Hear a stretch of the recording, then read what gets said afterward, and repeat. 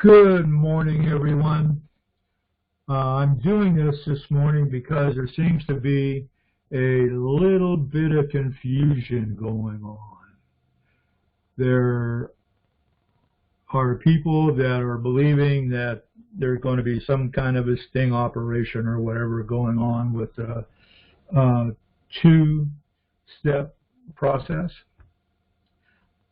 Actually, not much has really changed in it from when other Intel providers were telling you about the process.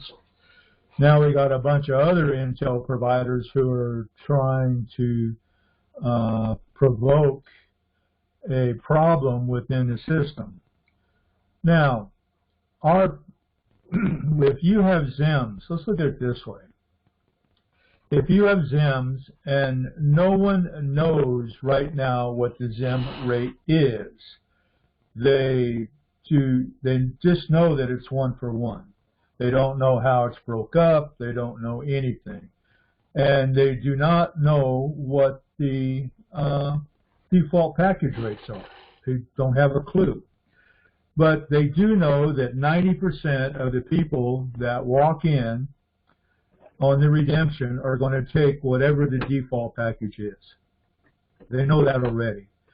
So 10% of the people that don't particularly care for the default rate, which you will be told when you go in what that rate is. And you can, at that point, say, no, I want to negotiate a higher rate. Okay, now if you don't make a complete idiot out of yourself, they're not going to say much about it except give you the extra minutes that you need. You got 20 minutes to walk in, get it done, walk out, or you can go up to 90 minutes with to a person that's a little higher up than the person you meet when you walk in, and you're going to be able to present your project. Or if you don't have time, they'll give you an SKR, and they are supposed to give you a debit card with some money in it to hold you over until the second meeting.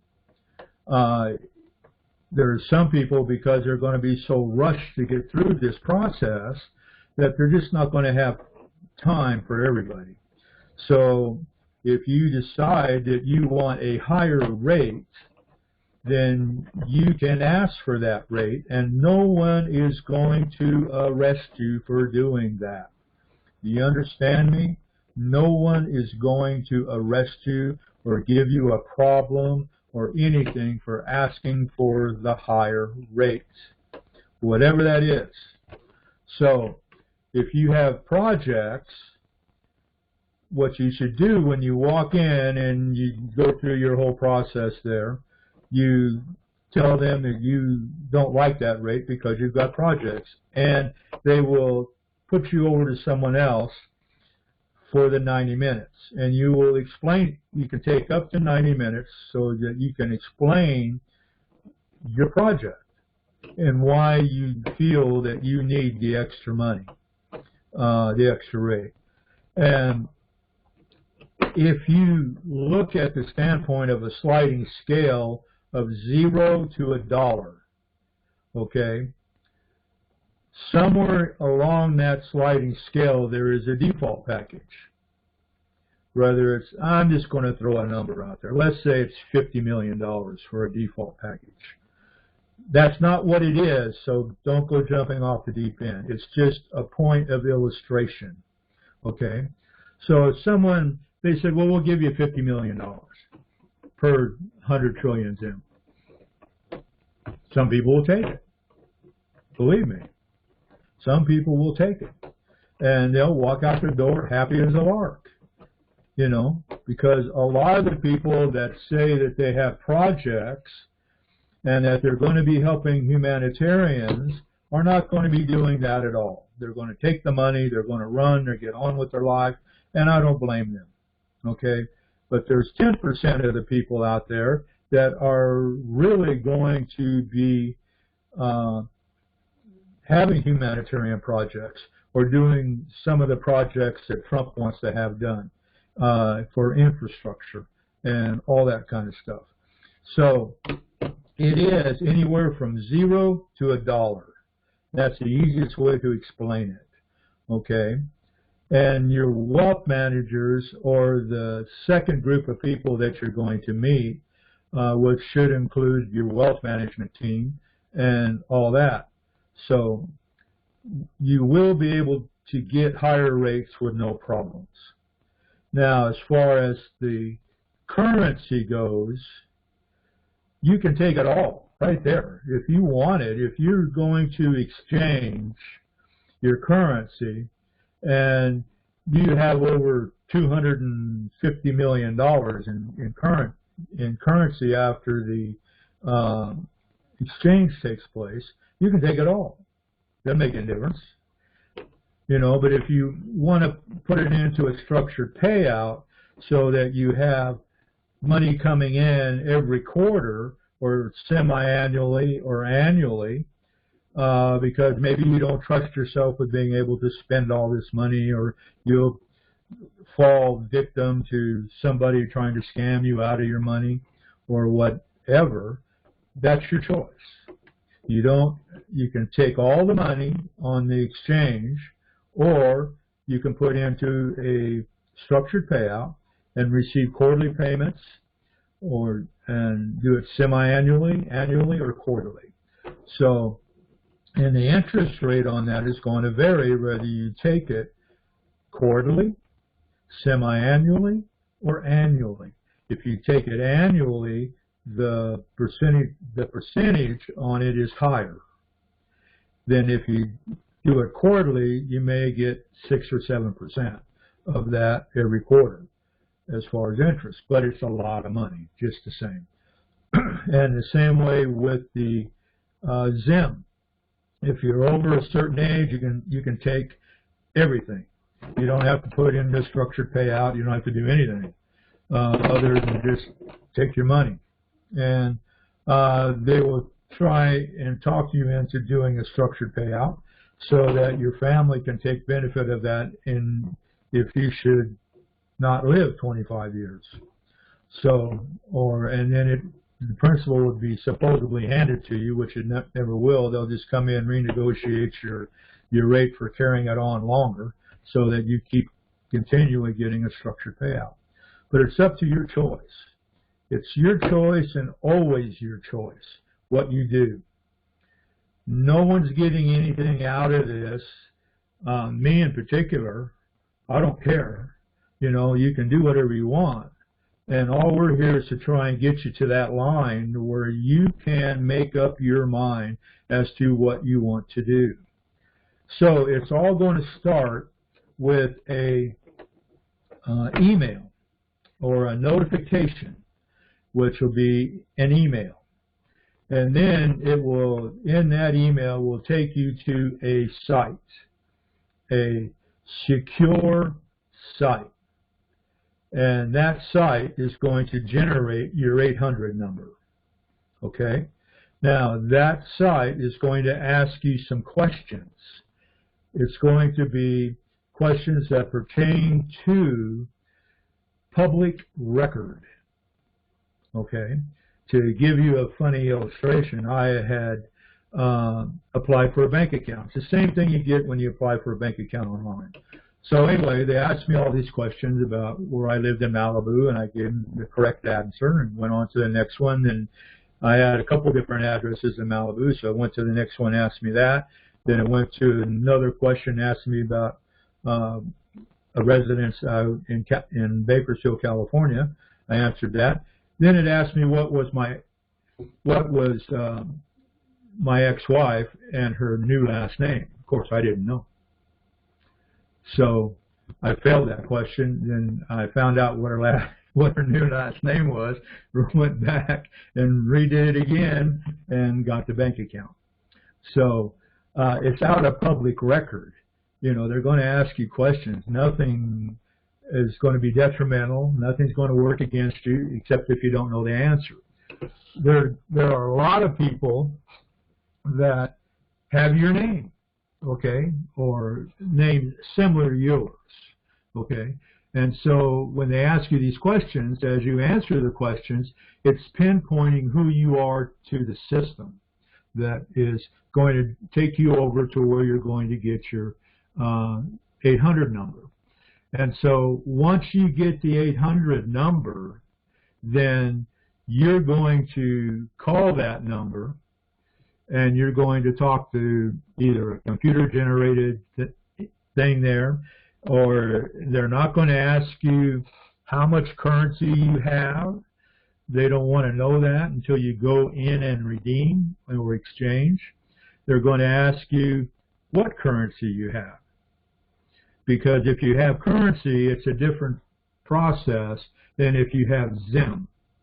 If you have Zim, you will probably be turned over to a real live real live operator or a person at a redemption center that will set your appointment, that will go in. Then that 800 number is dead. You can't use it again. So if you have somebody that is not part of Dinar land and they want to, and you tell them that you go to this website, you can give them the website. They will go through the same process that you did to get the 800 number to set their appointment. That's the way it's supposed to work. And it's supposed to be really nice, really simple, not complicated, and there is no scam operations being run at that time. No sting operations, no nothing. And the reason why they went to this was because of 800 number fraud. Okay, if somebody wants to commit a fraud and they're wanting to say that they're a bank when they're not a bank, they can go up and anybody can get an 800 number. And they can hook that up to a computerized system that will not so much ask you the questions that the normal people would, that the secure sites would know the answers to. Then they can be asking you, how many Zim you have, what your serial numbers, what your currency is, how much of this and how much of that, and all that. And then they would try to have you photocopy the currency off and email it to them and tell you that they're going to take care of it online. Okay, the only group that's been successful at that is HSBC. HSBC on some of the packages got people sent them a deal by Forex or UPS. They had to sign for it. They got the package. They followed what was in the package. In the package was a debit card that when they went to the website and that was in their package, then they were able to activate the debit card that was in there to carry them over to where they had to go turn in or their currency or their Zim. And so that's how that worked. And they were enrolled in the JADE program.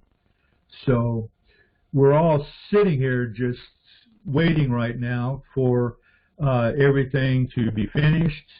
The latest excuse is that not all the paymasters were hooked up to the QFS system. Now, I don't know if that's true or not.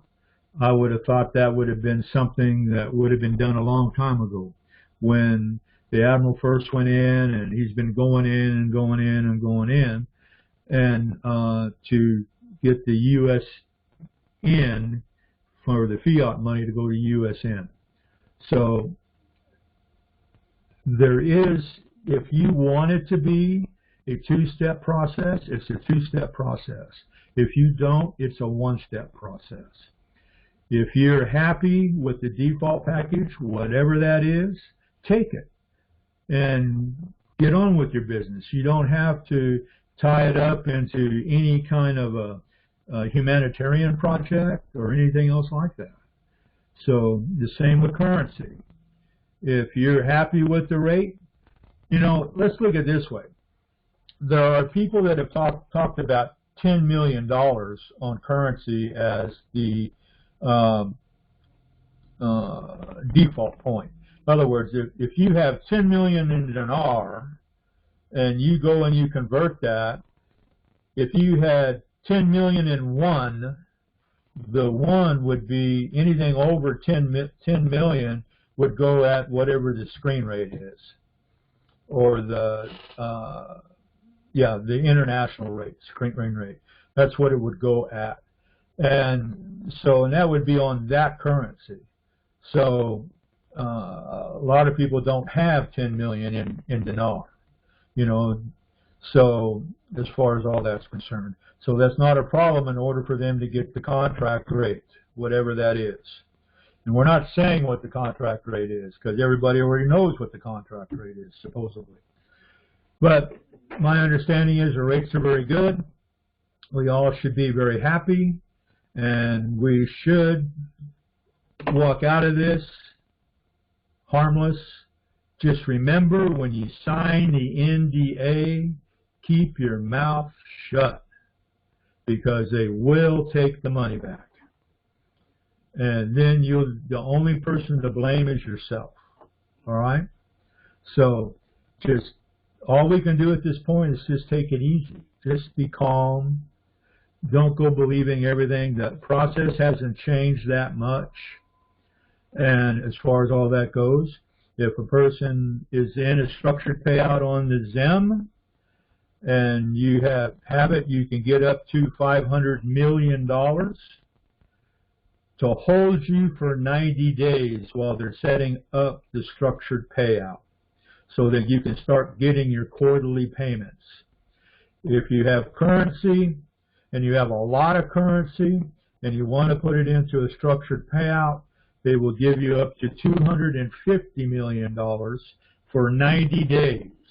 And then you will start getting your structured payout as agreed to on quarterly or semi-annually or annually. Now, if you have ZIM and currency, take it up with the people at the bank or the redemption center. I don't know if they'll give you $250 million for the currency for structured payout. I don't know if they'll give you the $500 million, or they may give you a combination of both. I don't know. Okay, so it's not, to me, all we're going to tell you is you won't know until you get to the redemption center, and that's it. Anybody that tells you to go in and demand your money, you're going to be escorted out the door. And that's kind of, you know, you be polite, be nice, be courteous, do your thing, get it done, and go on about your business, all right? You know, don't sweat the small stuff, you know, as far as all that goes. So anyway, that's where we sit at the moment. And any updates, we will get back to you. Thank you. Bye.